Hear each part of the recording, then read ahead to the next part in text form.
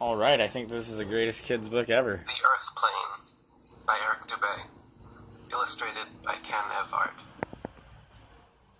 When I was your age, growing up in the country, on clear summer nights, Grandpa and I would lay on the grass watching the stars.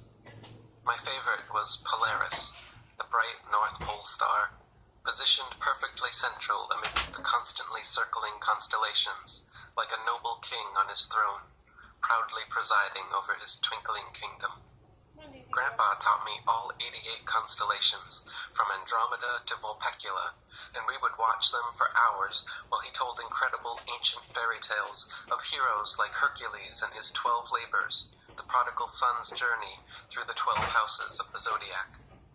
On the last night of summer vacation, Grandpa and I were staring at the stars when he pointed up and said, "Polaris, my boy, sits directly above the North Pole, which means the exact center point of Earth and the exact center point of the heavens are perfectly aligned.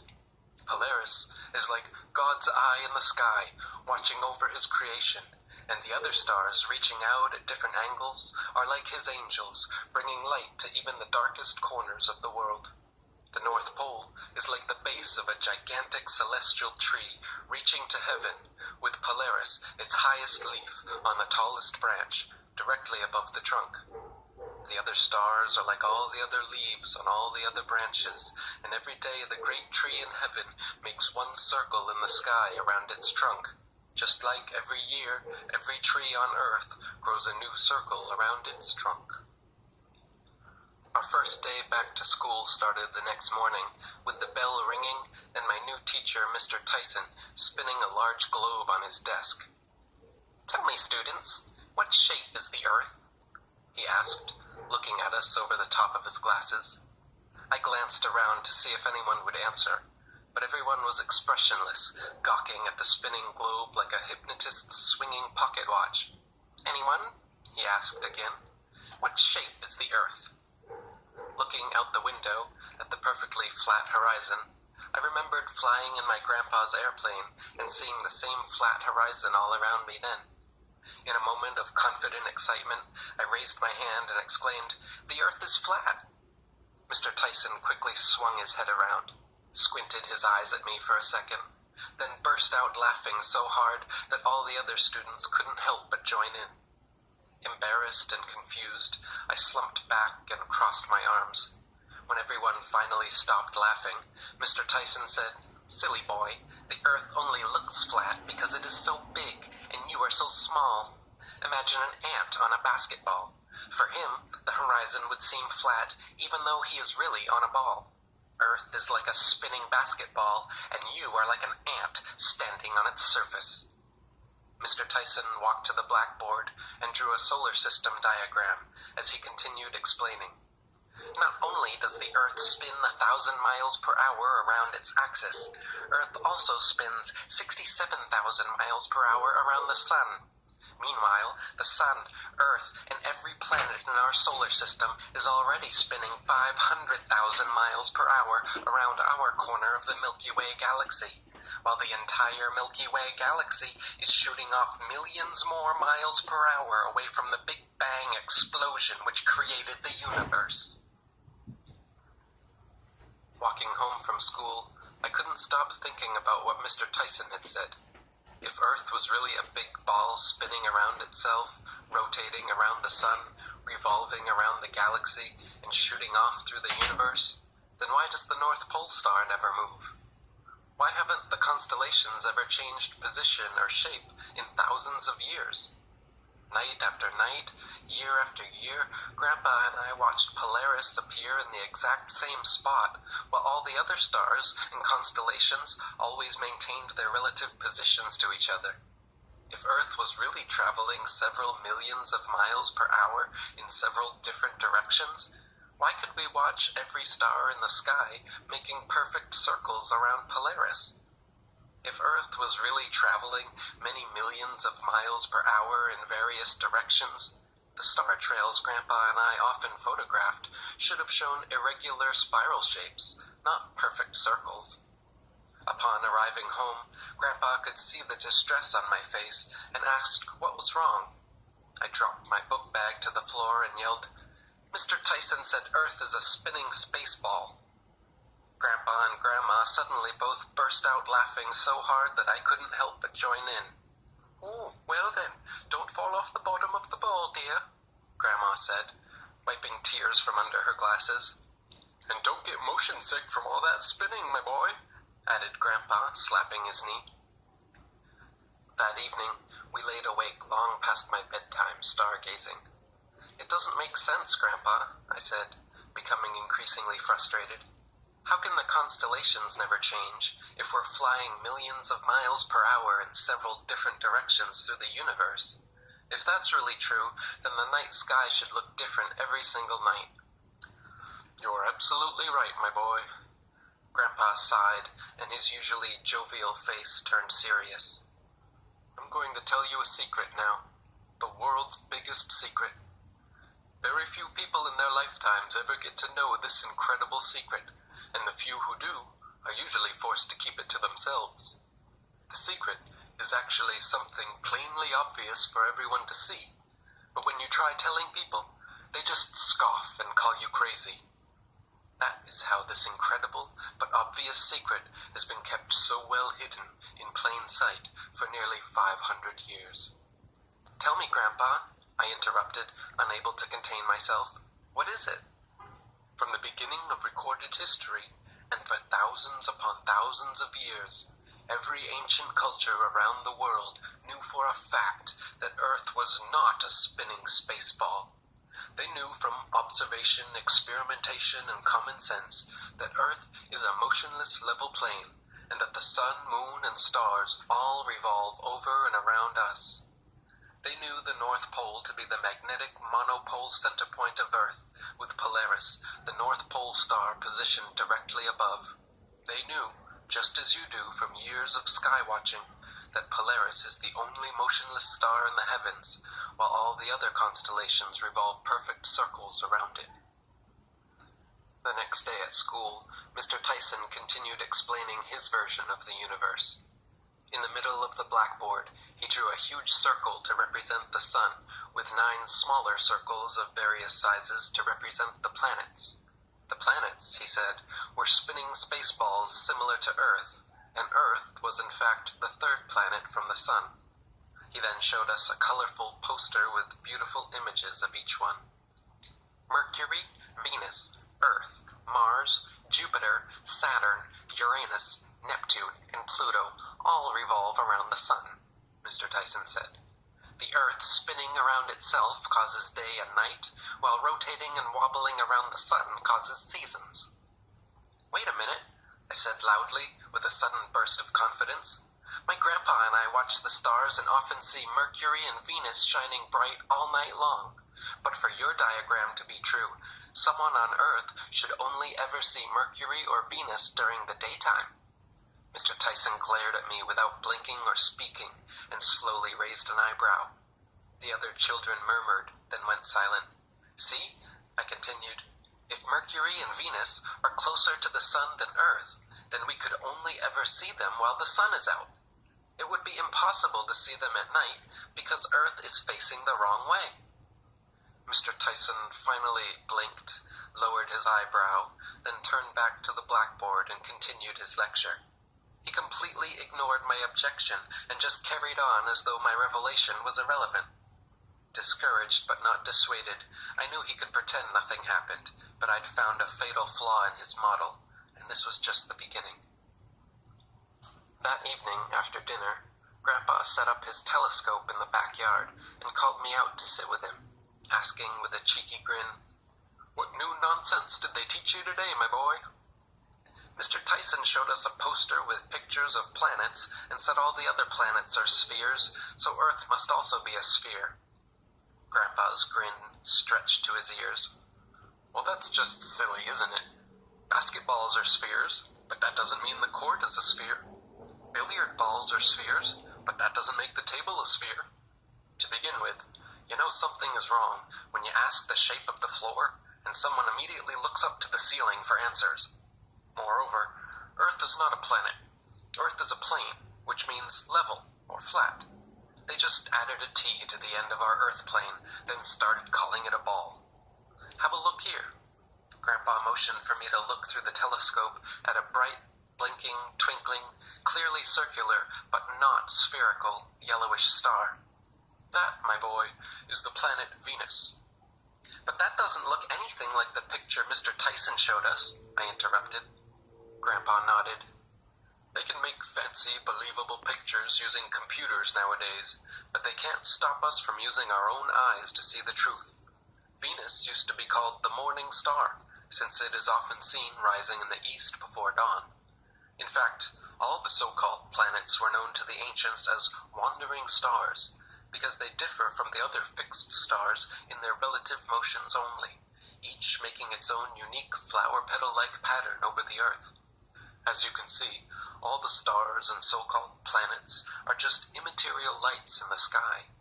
They are not gigantic burning balls of gas, spherical Earth-like realms capable of stepping foot on, nor are they millions and millions of miles away, but rather quite close, as evidenced by the amount of detail seen using a mere 83 times zoom telescope. The next day, Mr. Tyson began class by asking, "Which one is bigger, the sun or the moon?" As usual, none of the other students spoke up, so I quickly raised my hand, thinking the answer was obvious. "They're the same size. Anyone can see that." "Wrong again, silly boy," Mr. Tyson laughed to himself. "The sun is actually 400 times larger than the moon. It only looks the same size as the moon because it is also 400 times further away from Earth." Dumbfounded, I blurted back, "You want me to believe the flat horizon I see in front of me is actually curved? The motionless Earth I feel beneath me is actually moving? And the two equal-sized circles I see above me are actually 400 times different size? Just how far away do you think the sun is, Mr. Tyson?" "The sun is approximately 93 million miles away from the Earth," he said, with a slow blink and roll of the eyes. "How could you or anyone else possibly know if no one has ever traveled 93 million miles to prove it?" I asked, with wide-eyed excitement. "Complex mathematical formulas and calculations perfected over centuries by astrophysicists and people much smarter than a pesky little schoolboy, that's how." That afternoon, upon hearing what Mr. Tyson taught us, Grandpa immediately loaded his truck and brought me to the beach. The sun was shining brightly through a few clouds, casting its rays downwards and outwards onto the water like a sparkling pyramid of light. "Those are called crepuscular rays," Grandpa explained. "If you trace the beams of light up past the clouds, they all converge at the sun, just like if you traced back the beams diverging from a flashlight, they all converge back to its source. So what do you think? Does it look 93 million miles away to you?" Grandpa smiled as I squinted my eyes and shook my head. Even Copernicus, the creator of this whole solar system cosmology, claimed the sun was only 3,391,200 miles away, based on his expert calculations. The next century, his successor Kepler claimed the sun was actually 12,376,800 miles away, based on his even more expert calculations. Sir Isaac Newton, in the next century, was quoted saying, "It matters not whether we reckon it 28 or 54 million miles distant, for either would do just as well." So you can see how scientific these so-called scientists were with their calculations. And nothing has changed since then. Over the centuries, using their mathemagic, they have continued furthering the sun's supposed distance to today's current, most expert, super pseudo-scientific figure of 93 million miles. Grandpa grabbed a duffel bag out of his truck, and we made our way towards the shoreline. You see, they can make internally consistent, mathematically correct formulas showing the sun to be 1 billion miles away if they want to, but that doesn't make it reality. Real science must be observable, testable, and repeatable, so that everyone can experiment and conclude for themselves, and that's just what we're going to do. Grandpa pulled a large metal astronomical instrument out of the bag and placed it in my hands. This is called a sextant, and it is used to calculate the exact angular distances of objects like the sun, moon, and stars. He placed his hands over mine and held the eyepiece up so I could see through it. First, we align with the horizon, press the clamp to release the index bar, then bring the sun to the horizon line and read the angle. This is how sailors have long used stars to navigate the seas, and how we can know the sun is not millions of miles away. By taking angular measurements in two different locations at the same time of day, then factoring the straight line distance between the two locations, we have two exact angles and one exact side of a triangle, from which we can use the Pythagorean theorem to accurately factor the distance to the sun. Navigators for centuries have used this method and determined the sun and moon to both be only approximately 30 miles in diameter and less than 3,000 miles away from the Earth. As we laid together on the beach, the sun began setting, casting hues of red, orange, and yellow over the sky. I crossed my arms behind my head and asked, "Grandpa, why does the sky change color at sunrise and sunset?" Grandpa smiled, sat up, and pointed to a row of street lights in the parking lot. "See how each distant light looks like it's getting lower and closer to the ground than the previous one?" I noticed and nodded my head. In reality, all of those streetlights are exactly the same height and only appear to sink towards the horizon due to how our eyes perceive perspective. Likewise, the sun never actually rises at sunrise and never really sets at sunset. At dawn and dusk, the sun is much farther away from our position than at midday. So from our perspective, it appears to be rising and setting, but is really just coming and going. Now when the sun is farther away, its light rays have to move through more molecules of air before reaching our eyes. This makes shorter wavelength colors, like blue, scatter off in different directions, leaving the longest wavelength colors, like red and orange, to hit your eyes and create these beautiful scenes. As the sun half disappeared beyond the horizon, Grandpa set up his video camera, then called me over. "See here, my boy, the sun looks like it's sinking below the horizon, but by zooming in, we can prove it's really just moving away from us." As the camera zoomed, the half-disappeared sun became entirely visible again. Then, as it zoomed further, the sun rose higher and higher back into the sky. "You can do it with ships beyond the horizon, too," Grandpa said, pointing to a boat far off in the distance. "Watch as this one appears to sink hull first into the horizon. Pseudoscientists like your teacher, Mr. Tyson, have said for centuries that this is somehow proof that you are living on a ball. They say the horizon is the curvature of their ball Earth, and when ships or the sun move beyond it, that they have literally sunk beneath the ball. If that was true, then we could never zoom them back into view. But look here. That ship has now completely disappeared from view of our naked eyes. Yet with this newfangled technology, we can zoom the entire ship fully back into view, proving the horizon is not the curvature of their ball Earth, but rather just the vanishing line of your perspective." "Grandpa, what's a pseudoscientist?" I asked.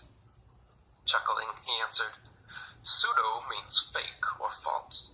A scientist is anyone who uses observation and experimentation to formulate logical conclusions about the natural world.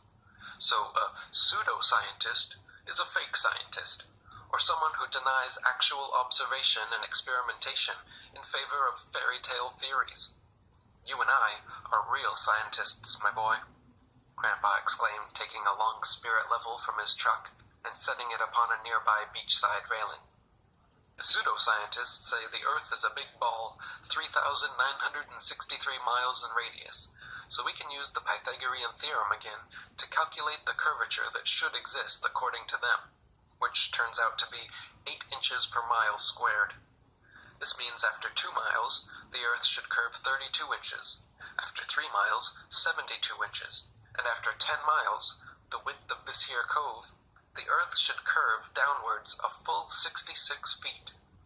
Line your eyes up behind this railing and see for yourself. Does the horizon dip?" Observing the perfectly flat horizon from shore to shore, I shook my head. No. Of course not, Grandpa smiled. You will never see a curved horizon or curved water.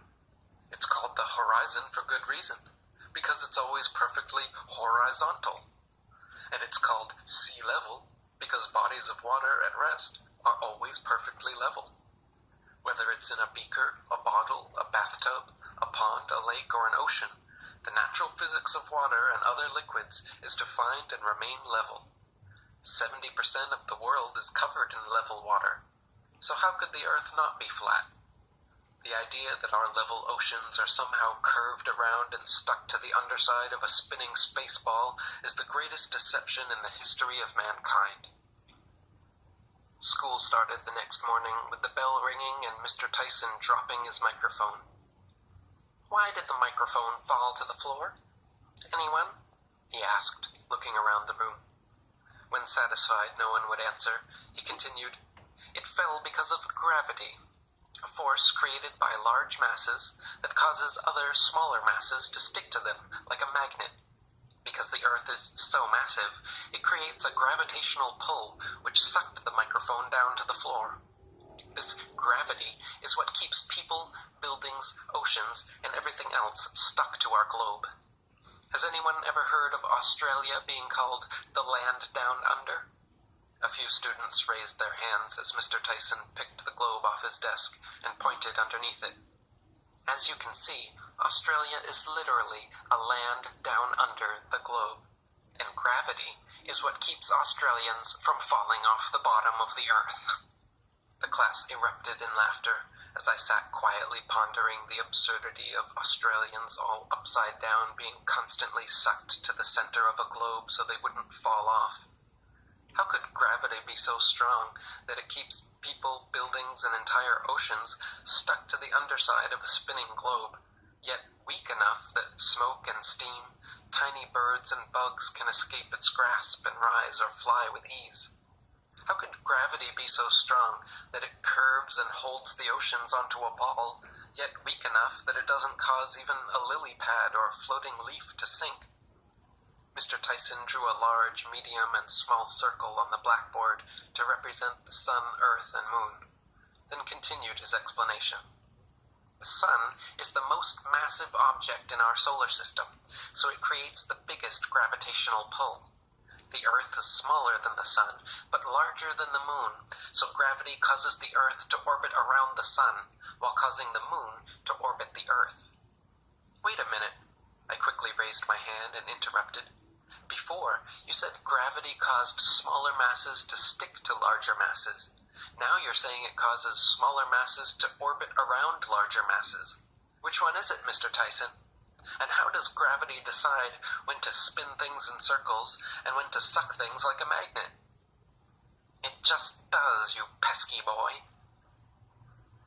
When I got home from school and told Grandpa all about gravity, he insisted it was time for us to take another field trip. After grabbing a big bucket and globe from his shed, we headed out to the city center, stopping just out front the United Nations building, where there stood a large stone fountain shaped like a map of the world. In the very middle, positioned at the North Pole, was a flagpole flying the UN flag. Sometimes the truth is most easily hidden in plain sight, Grandpa said. This here flag and fountain show a more true map and model of Earth than anything they're teaching you in school, my boy. The fountain water representing the oceans at sea level is fully contained and lays perfectly flat. Meanwhile, the continents protrude up from sea level, giving us a practical, tactile, working model of Earth's land and water. Now compare that with this, Grandpa said, holding his globe in one hand and a bucket full of fountain water in the other. He then poured the water over the globe, and we watched as every last drop fell back to the fountain below. Water must be contained like in this bucket or in this fountain, and will stay within and conform to the interior shape of its container. However, water will never stick to or conform to the exterior of shapes like this globe. No matter how big the globe is, water will always fall off, and people will be unable to stand anywhere but on top. Even Spaceship Earth at Disney's Epcot Center, 18 stories tall and 16 million pounds, the largest geodesic sphere ever constructed cannot create 1 iota of its own gravity, or cause even a golf ball to stick to or orbit around it. You see, this theoretical force that sucks everything towards the center of large masses was needed to explain how water could bend around a ball Earth and keep people from falling off the bottom. The problem is, for a theory to be proven, it must be observable, measurable, repeatable, and scalable. Yet, after 400 years since Newton's theory, bendy water, nor this magical sucking force, is anywhere observable, measurable, or repeatable, and even the largest scale sphere ever constructed fails to behave as they claim their spherical Earth does. It's quite convenient to claim the natural physics of water somehow changes at a scale too large to recreate, but it's not science. Long before the theory of gravity was a glimmer in Newton's imagination, the natural physics of density and buoyancy already perfectly explained why apples fall down. Quite simply, objects fall or rise based on their relative density to the medium surrounding them. Apples fall because they are denser than the air, while helium balloons rise because they are lighter. No gravity necessary. This is why raindrops fall down through the air, and air bubbles rise up through the water. Everything seeks its relative density and rises or falls until settling accordingly. This is why a tiny pebble sinks to the bottom of the ocean, but gigantic cruise ships and aircraft carriers stay afloat on the surface, because even though a pebble is so small, its mass relative to its volume, its density, is more than water, so it sinks. And even though a cruise ship is so large, its mass relative to its volume is less than water, so it floats. If Newton's apple had landed in a puddle instead of on his head, he would have seen the apple only fell through the air because it was denser than the air, but then floated on top of the water because it was less dense than the water. Have you ever noticed how it's easier to stay afloat with your lungs full of air than it is when they're empty? Submarines float on the surface when their ballast tanks are filled with air, but when the vents are opened and seawater floods in, they begin to sink as the submarine's density becomes greater than water. Depending what depth they wish to dive, sailors simply adjust the ratio of air and water in the tanks, and when ready to resurface, they blow compressed air into the tanks, forcing the seawater out, lowering the density, and thus causing them to rise back to the surface. We can also prove this fact of relative density by filling a balloon with approximately half helium and half air. Since helium is lighter than the oxygen, nitrogen, and other gases that compose the air around us, filling a balloon with just the right amount of helium to compensate for and balance out the density of the plastic results in a gravity-defying, levitating balloon at equilibrium that neither rises nor falls. "Come on down, my boy," Grandpa said, waving me toward the docks. Not only do submarines prove gravity doesn't exist, they prove the oceans are flat too. Grandpa saluted a naval officer and led me aboard the largest submarine I had ever seen. We entered the control room, and Grandpa pointed out several maps and charts laying on the table. Ship captains in navigating great distances at sea never need to factor the supposed curvature of the Earth into their calculations. Both plain sailing and great circle sailing, the most popular navigation methods, use plane, not spherical trigonometry, making all mathematical calculations on the assumption that the oceans are completely flat. If the Earth were in fact a sphere, such an errant assumption would lead to constant glaring inaccuracies. But in fact, plane navigation methods have worked perfectly in theory and practice for thousands of years. "Have a look through these," Grandpa said excitedly, pulling down 2 periscopes. Regular observational periscopes are able to see ships about 7 or 8 miles away, while special targeting periscopes, equipped with high-tech zoom capability, can see ships twice or thrice as far, where they should be invisible, blocked beneath hundreds of feet of Earth's alleged curvature. Submarines set their depth below sea level, then travel for distances of hundreds or thousands of miles without changing their inclination whatsoever. If the Earth were truly a sphere, however, submarines would have to periodically dip their noses downward every few miles to maintain the same depth. Otherwise, they would always be accidentally resurfacing due to the ocean's curvature. Grandpa grabbed my hand and led me through the torpedo and sonar rooms. Subs are equipped with long-range torpedoes, such as the Black Shark and F-21, which can hit straight-line targets over 30 miles away. But if the Earth were truly a globe of given proportions, these torpedo targets would be hidden behind a 600-foot wall of curved Earth. Modern Navy railguns now have the ability to bullseye straight-line targets 120 miles away.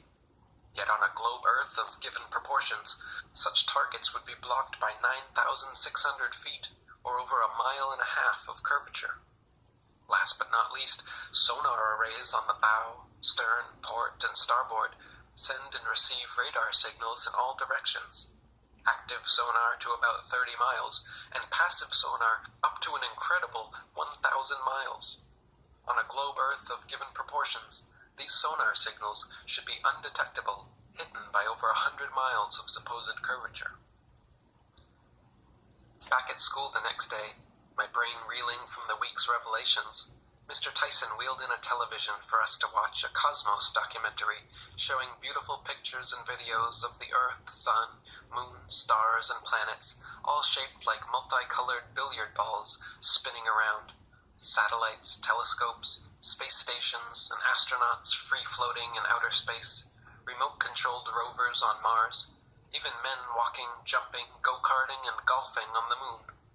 While the other students sat mesmerized, cooing oohs and ahs at every new image, I kept thinking about something my grandpa once said about pink unicorns. "If I told you I had pink unicorns in my shed, would you believe me?" he asked. I shook my head.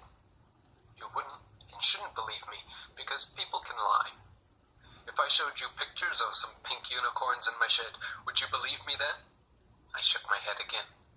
"You still wouldn't and shouldn't believe me, because pictures can be faked. What if I showed you high-definition videos of pink unicorns in my shed? Then would you believe?" I shook my head once again. "You still wouldn't and shouldn't believe me, because videos too can be faked." Grandpa's point was we shouldn't just believe second-hand information and should confirm and experience everything for ourselves firsthand. Then we know the truth, rather than just believe. And as Grandpa always said, belief is just a substitute for knowing. With his words echoing through my head, I began noticing how fake the beautiful pictures of Earth were, how they were clearly computer-generated images and not actual photographs. The color, size, and shape of the land and water masses differed so drastically between pictures that they couldn't possibly be real. The more critically I examined the supposed pictures of Earth from space, the more they reminded me of Grandpa's pink unicorns. "Have a look at this, my boy." Grandpa called me into the study and pointed to his computer screen. The same footage I had seen at school of men on the moon was playing, only this time with the speed doubled. My jaw slowly dropped as it became clear the astronauts were actually walking, jumping, go-karting, and golfing on Earth, but edited at half speed to give a low-gravity illusion. "Now watch this," Grandpa said, clicking forward to several short scenes where we could clearly see overhead wires attached to the astronauts' backpacks. They even used the same backdrops over and over, Grandpa said, showing me video and photo overlays of the exact same hills, dunes, and craters appearing at supposedly different locations on the moon. There were also clear dividing lines on the floor between the foreground and backdrops, lens flares, and diverging shadows from multiple light sources, even overhead spotlights reflecting off astronauts' visors, all proving the footage was filmed in a studio.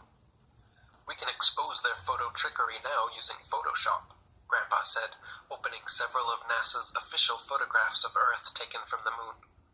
"Just adjust the brightness and contrast levels a bit, and look what happens." As Grandpa increased the brightness and lowered the contrast, rectangular artifacts suddenly appeared around the Earth, proving them to be doctored images cut and pasted into place. Other pictures we adjusted showed shadows being cast onto the blackness of space, again proving they were in a room with black walls and ceilings, and not actually on the moon. "Now look at these cloud patterns," Grandpa said, pointing to NASA's blue marble Earth picture. "What do you notice?" At first, nothing, but then it became all I could see. The same cloud patterns were at several places all over the Earth. Not similar cloud patterns, but the exact same clouds copied and pasted into place. "I'll tell you what, my boy," Grandpa said, tapping his temple. "The only thing NASA ever sent to space is our imagination." Grandpa pointed out the office window to the afternoon waxing gibbous moon. "Notice how you can see the blue sky right through it? That's because the moon is not a solid, opaque dirt ball capable of stepping foot on. It is merely a translucent luminary, a light. For centuries, confused establishment astronomers have written about seeing stars and planets clearly shining right through the dark body of waxing and waning moons. In fact, a star occulting the crescent moon has long been a popular symbol of Islam and is found on national flags from Algeria and Pakistan to Singapore, Tunisia, and Turkey. These same confused astronomical experts tell us the moon has no light of its own and simply reflects the sun's light. But this is also provably incorrect, as the two lights have altogether different and opposing properties. For example, the sun's light is golden, warm, drying, preservative, antiseptic, decreases fire combustion, and prevents plant and animal substances from decomposition, while the moon's light is silver, cool, damp, putrefying, septic, increases fire combustion, and causes plant and animal substances to decay. These two very different and opposing effects cannot be the result of mere reflection, however, and prove that the sun and moon both shine with their own unique lights. Later that evening, Grandpa and I set up an experiment to test if moonlight really was cold. We placed a glass of water in direct moonlight and another in the moon shade, then used digital thermometers to record both the air and water temperatures in moonlight versus moon shade. For the entire night, both the moonlight air and water remained between 1 and 2 full degrees colder than the air and water in moon shade.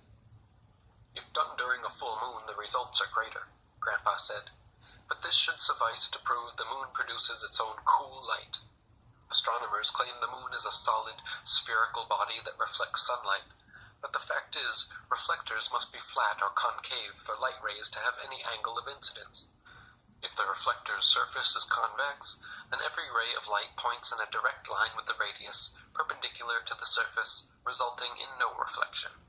So in other words, it's impossible that man has ever or could ever set foot on the moon, because it's not terra firma like Earth, but rather a luminary, like the sun, shining with its own unique light." The next morning marked the start of a long weekend, and Grandpa woke me early from a sound sleep, saying, "We're going on an epic adventure, my boy." Grandma had my bags already packed in the truck with breakfast to go, and waved goodbye as we sped off towards the airport. Upon arrival, Grandpa was greeted with warm smiles, salutes, and good mornings from all the pilots we walked past.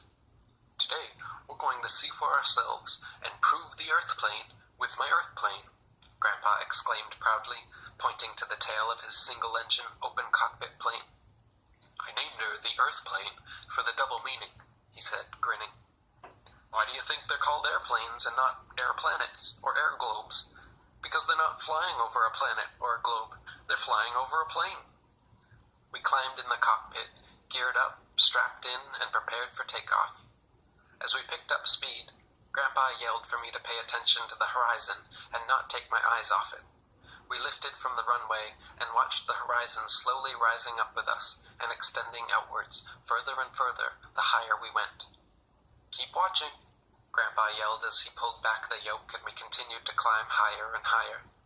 The horizon kept rising right along with us, remaining perfectly flat and level, 360 degrees around. "We're almost at maximum height now," Grandpa said, still pulling back the yoke, when suddenly the engine stalled. Everything went silent, and the plane started to nosedive. Uh-oh, Grandpa said, fumbling at the controls. Just as I began to panic, I saw a thin smile cross Grandpa's lips. Then he restarted the engine, leveled the plane again, turned to me, and winked. When we landed, Grandpa explained, "If the horizon was actually the curvature of a globe, no matter how large, it would remain at a fixed height, and we would have to gradually tilt our heads down more the higher we ascended to view it. In reality, however, no matter how high you go, the horizon rises right with your eyes and remains flat. In fact, amateur balloons with cameras have been sent 10 times higher than we just went, over 120,000 feet or 20 miles up, and the flat horizon rises all the way up. The only time you'll ever see a curved horizon is through fisheye lenses or curved commercial airplane windows." After finishing our hot chocolate, Grandpa handed me a small spirit level, and we headed back to the Earth plane for another experiment. Pointing at the instrument panel, he said, "This is called an attitude indicator, or an artificial horizon. It uses a gyroscope to track the pilot's orientation relative to Earth's horizon.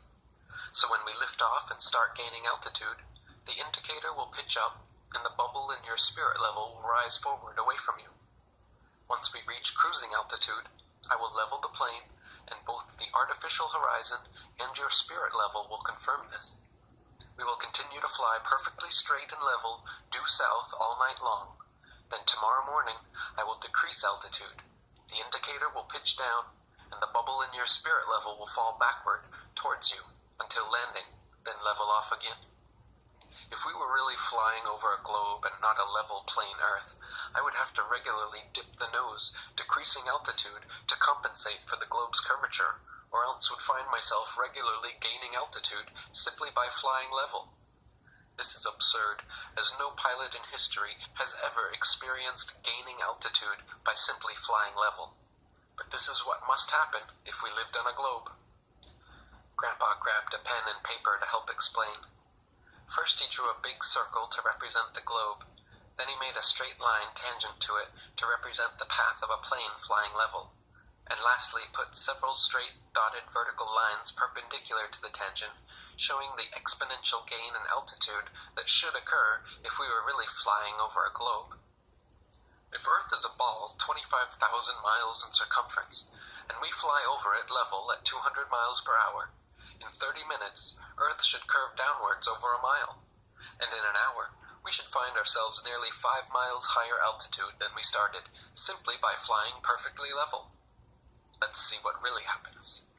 Grandpa fastened the spirit level next to my seat, patted me on the head, and jumped into the cockpit. As we took off, the bubble in my spirit level rose forward, and the gyro horizon pitched up just like Grandpa said. Then we reached cruising altitude, and Grandpa leveled off the plane, bringing the bubble, real and artificial horizons all back to the center, where they remained for hours until I finally fell asleep. The next morning when I woke up, after traveling thousands of miles, we were still flying level and at the exact same altitude, proving Earth couldn't possibly be a globe curving downwards away from us. Can you imagine landing if that runway was really moving 1,000 miles per hour? Grandpa chuckled, lowering the landing gear. If the Earth was really constantly spinning eastward 1,000 miles every hour, it would be impossible for airplanes to land on runways facing all manner of directions, north, south, east, west, and every way in between. Grandpa touched down gently and parked the plane for refueling. Back in the 18th century, when the hot air balloon was invented, people asked why, if the Earth was constantly spinning, couldn't they simply hover in place and wait for their eastward destinations to arrive under them? The pseudoscientists of their time claimed this was impossible because the magical force of gravity somehow pulled the entire atmosphere and their balloons perfectly along with the Earth. This was and is completely against any science, logic, or common sense, mind you, but when men of presumed authority make presumptuous, authoritative statements, they're rarely questioned. If the Earth and atmosphere were constantly spinning 1,000 miles per hour eastwards, this should somewhere, somehow be seen, heard, felt, or measurable by someone, yet no one in history has ever done so. Meanwhile, however, we can hear, feel, and experimentally measure even the slightest 1 mile per hour westward breeze. Such nonsensical theories are debunked by clouds, wind, weather patterns, rain, fireworks, birds, bugs, smoke, planes, and projectiles, all of which would behave very differently if Earth and its atmosphere were constantly spinning faster than the speed of sound. Seriously, my boy, can you imagine sideways rain falling at the equator? Or upside-down planes landing in Australia? Grandpa and I laughed at such a ridiculous thought. Around the turn of the 20th century, the Ball Earth pseudoscientists were conclusively proven wrong upon the invention of the airplane. You see, if the Earth were constantly spinning eastward 1,000 miles per hour at the equator, then airplane flight durations eastwards versus westwards would be significantly different. Since the average commercial airliner travels 500 miles per hour, it follows that westbound equatorial flights should reach their destination approximately 3 times faster than their eastbound return flights. In reality, however, the differences in east and westbound flight durations usually amount to a matter of minutes, and nothing near what would occur on a 1,000-mile-per-hour spinning ball Earth. For example, commercial flights from Quito, Ecuador, traveling eastwards 2,000 miles to Macapa, Brazil, at 500 miles per hour, take an average of 4 hours. So the return flights westward, going against the alleged 1,000-mile-per-hour spin of the Earth, should be significantly shorter, but in reality, take the exact same 4 hours, just as expected on a stationary Earth. That evening we set up camp in the woods near the airfield, pitched a tent, unrolled our sleeping bags, and roasted marshmallows on a bonfire. Grandpa was teaching me how to make them golden brown without burning them, when suddenly he went silent and smiled to himself. With a glint in his eye and a s'more in his mouth, Grandpa told me about the last time he taught someone the fine art of marshmallow roasting. It was your grandmother and I's honeymoon to the Arctic, which we've always called our honey sun, because we stayed up all night to watch the never-setting midnight sun. "What's the midnight sun?" I asked, as my marshmallow caught on fire. Grandpa swiftly snagged my stick and blew out my blackened failure. The midnight sun is what you can see in northern regions above the Arctic Circle during and around the summer solstice. For several days or even weeks, depending where you are, you can watch the sun travel 360 degrees around you, slowly rising and falling every 12 hours, but never fully setting below the horizon. This is because at the summer solstice, the sun reaches its innermost circuit directly over the Tropic of Cancer, allowing observers situated centrally in the Arctic Circle to see the sun make its complete 24-hour circuit without ever leaving the sky. Your grandmother and I witnessed 3 days without darkness, 72 hours of daylight, which would be impossible on a tilting, wobbling, spinning globe Earth. To see the sun for an entire revolution on a spinning ball at any point other than the poles, you would have to be looking through miles and miles of land and sea for part of the revolution. Anyone below the poles could never witness the sun for 72 hours, 3 whole revolutions straight, because to do so would mean you are somehow seeing through the globe and to the sun on the other side. The Ball Earth pseudoscientists have tried to claim 24-hour sunlight also happens in Antarctica during the winter solstice to help bolster their wobbling ball model. But their only supposed evidence is a couple of clearly fake edited videos which have been thoroughly debunked.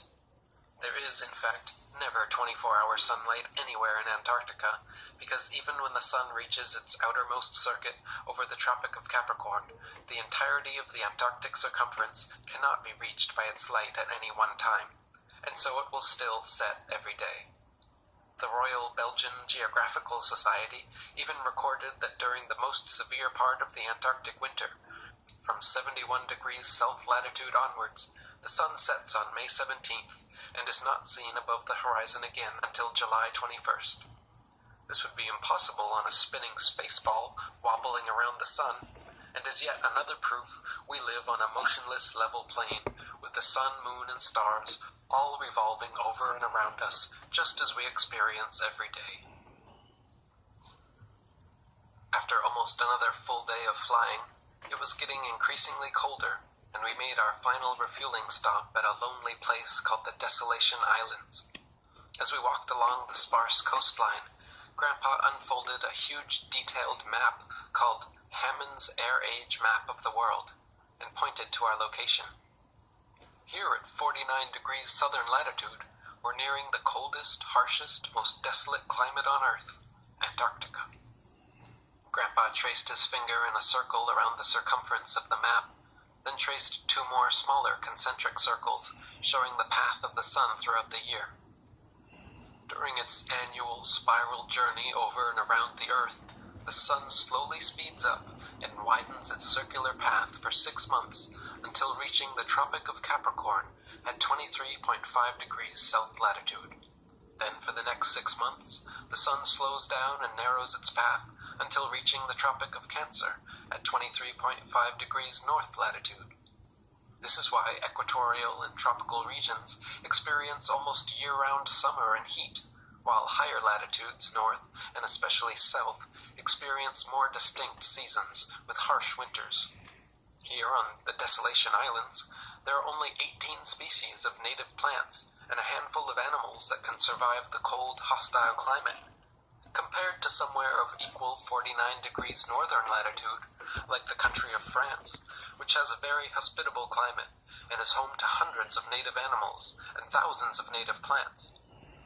The stark contrast between places of equal latitudes north and south is a direct result of the sun's influence or lack of influence over them.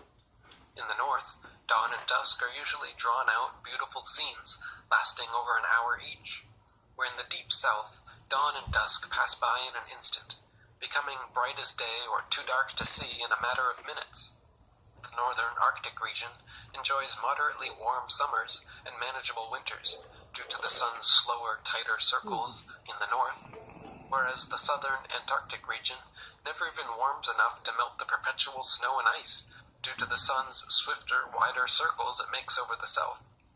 This results in Antarctica being by far the coldest place on Earth, with an average annual temperature of negative 57 degrees Fahrenheit. In contrast to the average at the North Pole, a comparatively warm 4 degrees. "So we're going to Antarctica?" I asked, pulling my jacket hood over my sweatshirt hoodie, over my earmuffs, over my hat. "We're going beyond Antarctica, my boy," Grandpa exclaimed, pointing past the edge of the map. Early the next morning, after flying all night over rough, dark seas, dawn arrived behind us and illuminated in front of us a huge 200-foot-high plateau of Antarctic ice extending outwards and onward as far as the eye could see.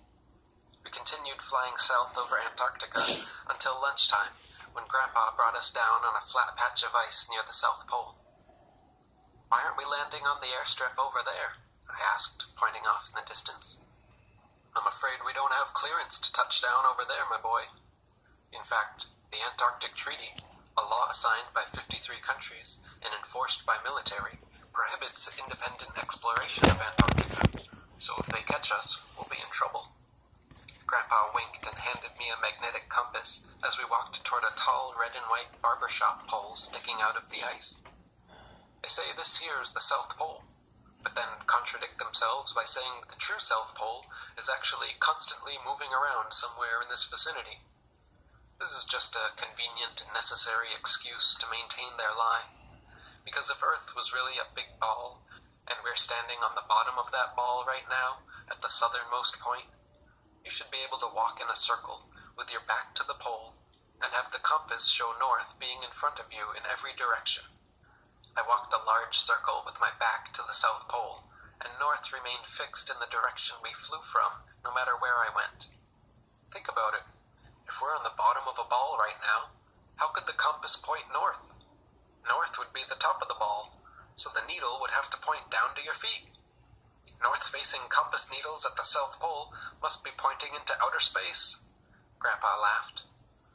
"The truth is, they've just placed this red and white barbershop pole at an arbitrary location here in Antarctica, so rich people on their government-approved penguin tours can get their pictures taken and claim they've been to the bottom of the world. But as you can see from your compass reading, there's plenty more land south of the South Pole that doesn't exist anywhere on the globe." We gazed southwards from the South Pole at the massive expanse of mountainous ice ahead of us. This land doesn't exist on any known map. It could go on forever for all we know. Perhaps there are other Earth ponds beyond, or maybe there is some solid barrier like a dome that contains us. I've been wondering and wanting to know what exists south of the South Pole for my whole life. Let's go find out. As we climbed back into the Earth plane preparing for takeoff, an emergency message came over the radio accusing us of unauthorized landing in Antarctica and warning that our craft would be shot down if we didn't turn back immediately. Grandpa sat still for a second, shut his radio off, turned to me and said, "We'll only get one chance at this, my boy, and we've come too far to go back without any answers." Grandpa fired the engine up, and we lifted off, heading south at top speed. Within minutes, a group of military jets began tailing us closely, and the look on his face changed from nervous excitement to frustrated despair. Our plane's top speed was no match. The jets closed in and began firing warning shots in our direction. Grandpa quickly attempted an evasive maneuver in hopes of losing them, but it was useless. Another warning shot came close enough that we could hear it whizzing by our heads, and that was the last straw. With watery eyes, Grandpa banked 180 degrees and began heading back. The military escort directed us toward the airstrip I'd seen earlier, forced us to land, then arrested Grandpa and led him away into a locked windowless room for hours.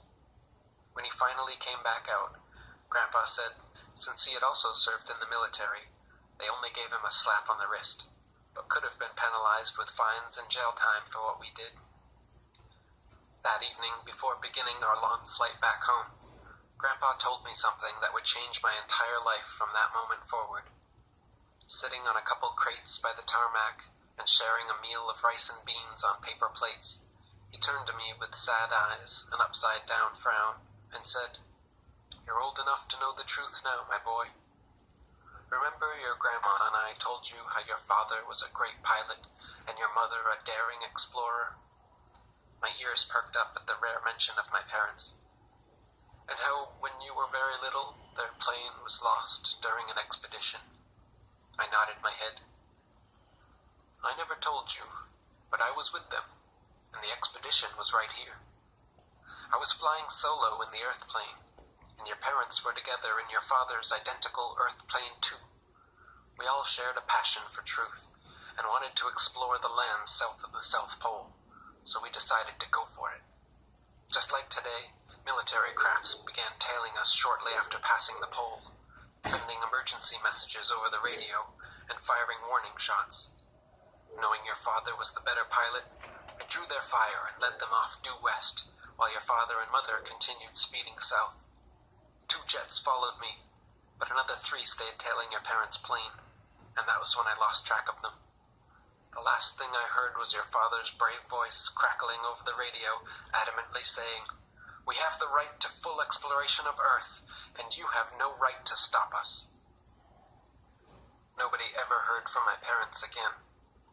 There were no news reports, no obituaries, no death certificates, and all official inquiries into the incident were met with denial. Grandpa and I held hope that they succeeded in escaping to undiscovered lands, but it seemed more and more unlikely every year that passed, since if they did survive, surely they would come back home. It has been 30 years since my grandpa took me on that fateful flight. I decided then and there to make it my life's mission to discover the truth, and I wouldn't repeat the same mistakes of my parents and grandparents. A grand conspiracy spanning 5 centuries, brainwashing the entirety of humanity, and protected by advanced military technology, could not be defeated by a single man. Only if a critical mass became awakened and active in exposing the deception could the truth be known and full exploration achieved. So I set out to make the biggest noise I could about our Earth plane. I talked about it to everyone I met. I made posters, stickers, signs, and stamps, created websites, blogs, documentaries, and articles, posted pictures, videos, memes, and maps on forums and social medias. Slowly, more and more people began questioning reality, thinking critically, and realizing the lies. I began writing books, doing podcasts, radio interviews, and making music all about our Earth plane. I even wrote a children's book called The Earth Plane, to help our poor youngsters understand how they're being lied to. Finally, I went to school to become a pilot like my father and grandfather, and when I could afford it, bought my very own Earthplane 3. Now tens of millions have awakened to the reality of our Earthplane, and they are hard at work spreading the word even further. Humanity is ready for the truth, and today we will discover it. Myself and hundreds more pilots and sailors have organized an entire fleet of Earthplanes and Earthships, simultaneously heading south from all longitudes to fully explore Antarctica and beyond. They cannot stop us all, and many members of the military are on our side. They've even promised to give stand-down orders and allow us through undisturbed. Today is the culmination of my family's brave efforts to free humanity. Today, pseudoscience and its minions like Mr. Tyson will fall, and the truth will be known to all. Now that's a great bedtime story.